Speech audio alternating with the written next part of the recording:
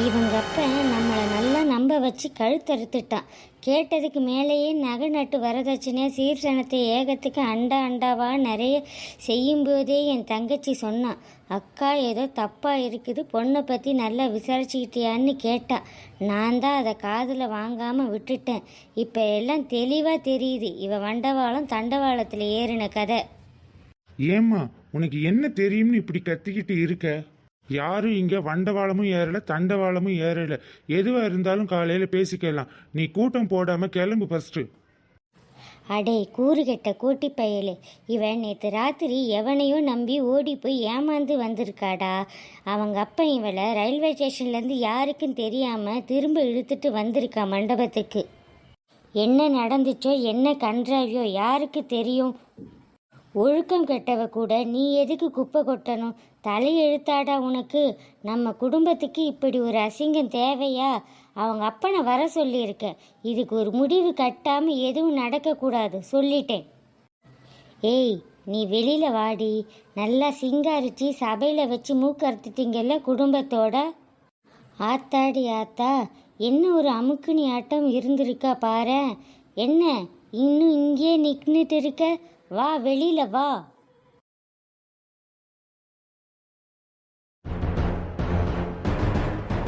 எந்த நேரத்துல எனக்கு கல்யாணம் பேசுனாங்களோ தெரியல. நடக்கிறதில்ல நான்சிங்காவே நடக்குது. இதை வெளியிலையும் சொல்ல முடியலையே. ஏம்மா, என்ன நடந்தது தான் கேட்குறோல்ல. கேட்டதுக்கு பதில் சொல்லாமல் இப்படி அழுதுகிட்டே இருந்தா என்ன எப்படி? அவ எப்படி வாயை திறப்பா? அவ தான் அமுக்குனியாட்ட உள்ளே போனால. எவ்வளவு தைரியம் இருந்த உனக்கு? ரயில்வே ஸ்டேஷன் வரைக்கும் ஓடி போயிட்டு திரும்ப வந்து கல்யாணம் பண்ணிக்கிட்டியே, நீ எல்லாம் ஒரு பொண்ணாமா? அங்கே போய் என்ன நடந்ததுன்னு யாருக்கு தெரியும்? அத்தாச்சி, அப்படிலாம் பேச வேணாம் அத்தாச்சி. அவங்க அப்பா எல்லாம் வராங்கள, அவகிட்ட என்னன்னு கேட்கலாம் அத்தாச்சி. நீ வாயை மூடிட்டு இருடி. உனக்கு என்ன தெரியும்? உன் மகனுக்கா அப்படி நடந்தது? என் குடும்பத்துக்குள்ள அசிங்கமாக இருக்கு இப்போ.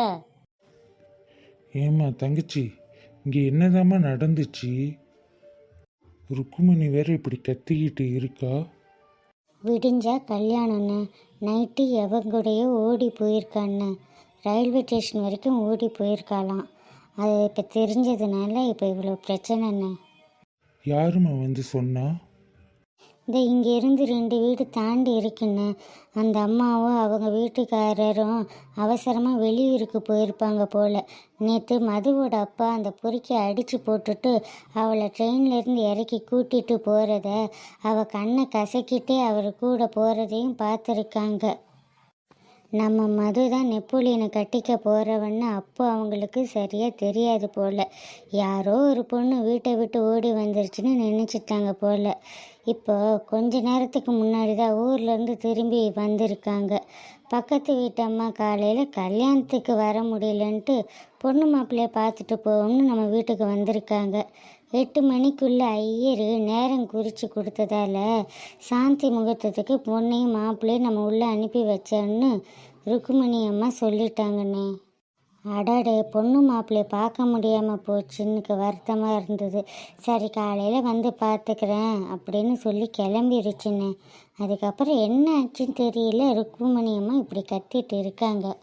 ஹாய், நான் தாங்க. இப்போ என்ன நடந்தது நம்ம அங்கே போய் நேரில் போய் பார்க்கலாம். அந்த விதி இருக்குது பாருங்க, விதி அது சும்மா இருக்காது போல். என்னென்ன வேலையெல்லாம் காட்டுது பாருங்க. சரி, போய் பார்க்கலாமா?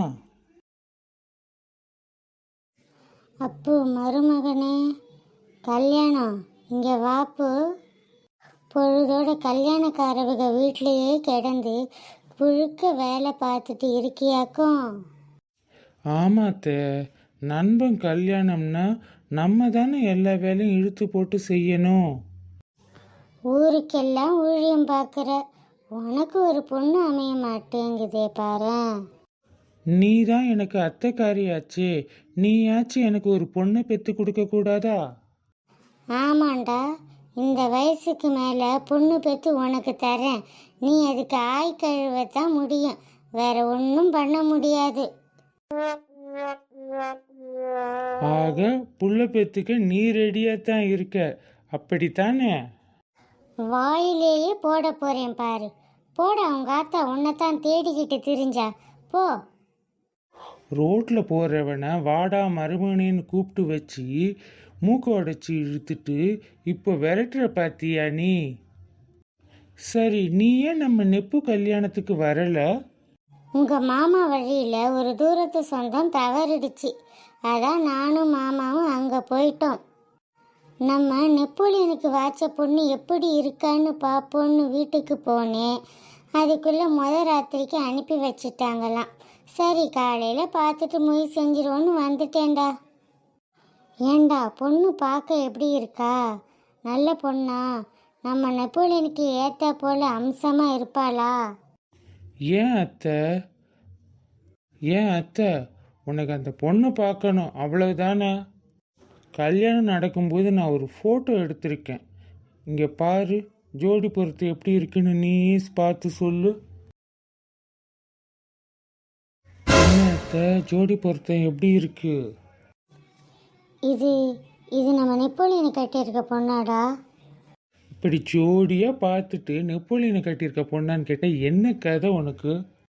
இல்லை இல்லை, தெரியாம தான் கேட்டேன்டா. சரி அத்தை, நான் கிளம்புறேன். இப்போ நம்ம பார்த்த ஃபோட்டோவில் இருக்கிற பொண்ணு நம்ம ட்ரெயினில் ஓடி போன பொண்ணு மாதிரியே இருக்கே. பொண்ணு மாதிரியே இல்லை, அந்த பொண்ணு தான். வரதட்சணை அதிகமாக வருதுன்னு ருக்குமணி ஏமாந்துட்டாலோ? இப்போவே ருக்குமணிக்கு ஃபோன் பண்ணி சொல்லணும். அவங்க ஃபோன் பண்ணி சொன்னதோட விளைவு தான் இப்போ இந்த நடுக்கூடத்தில் பஞ்சாயத்துக்கு வந்திருக்கோ. ஏம்மா, எதுவுமே தெரியாமல் பேசாதம்மா. டேய், நீ கொஞ்ச நேரம் அமைதியாக இருடா. உனக்கு என்ன தெரியும்? ஆமாம், எனக்கு தான் ஒன்றுமே தெரியாதுல்ல. இதோ வந்துட்டாங்கல்ல இவங்க அப்பனும் ஆத்தாலும்.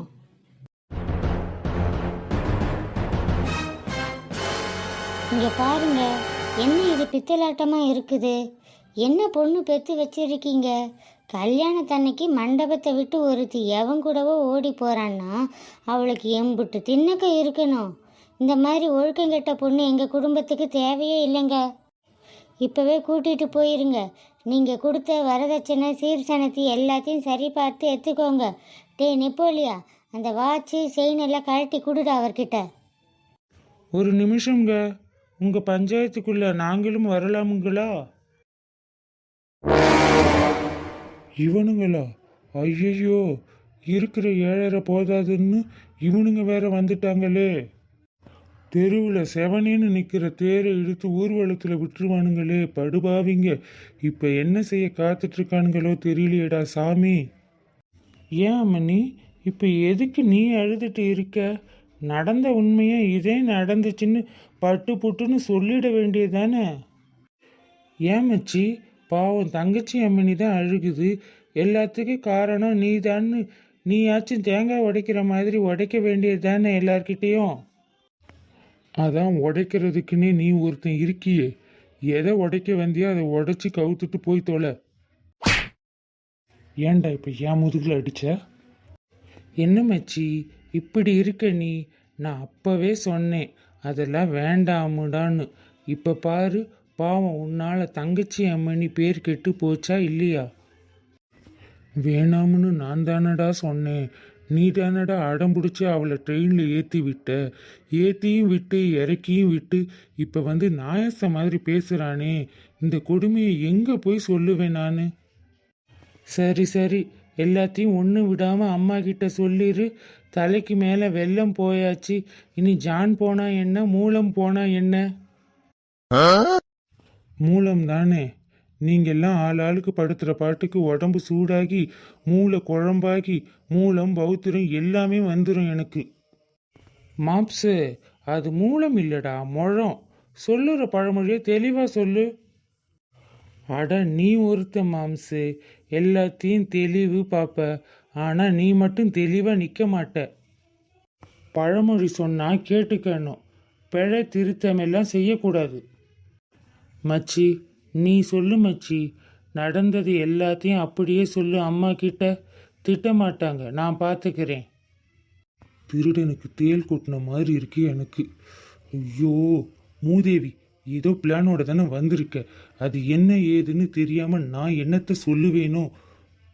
ஐயோ, எதை சொல்லணும்னு சொல்லாம சொல்லுன்னு சாவடிக்கிறானே என்னைய. என்ன மச்சி இப்படி முழிக்கிற? சரி விடு, நானே சொல்கிறேன். அம்மா, ஆக்சுவலாக என்ன நடந்துச்சுன்னா, நாங்கள் எல்லோரும் சேர்ந்து ஒரு ஷார்ட் ஃபிலிம் எடுக்கலான்னு ஒரு பிளான் பண்ணோம். ஒரு பொண்ணு கல்யாணத்தன்னைக்கு மண்டபத்தை விட்டு ஓடி போனா என்ன நடக்கும் அப்படிங்கிறது கான்செப்ட். அதை ரியலிஸ்டிக்காக பண்ணத்தான் நல்லா இருக்குன்னு நெப்பு சொன்னான். எதுக்கு இதுக்குன்னு ஒரு ஆர்டிஸ்ட்டை ஏற்பாடு பண்ணிக்கிட்டு என்னோட உட்பியை வச்சே கல்யாணத்துக்கு முதல் நாள் ஷூட்டிங்கை பண்ணிடும்னு அவன் சொன்னான். அதெல்லாம் சரிப்பட்டு வராது மச்சி, தப்பாக போயிடும்னு நான் எவ்வளவோ சொன்னேன். அவன் தான் கேட்கல. தங்கச்சி அம்மனிக்கிட்டேயும் பேசியிருப்பான் போல இருக்குது. அந்த பிள்ளையும் சரின்னு ஒத்துக்குச்சு. இந்த கல்யாணம் இருக்கான்ல, இவன் தான் அந்த பிள்ளைய கூட்டிட்டு ஓடுன கேரக்டர்.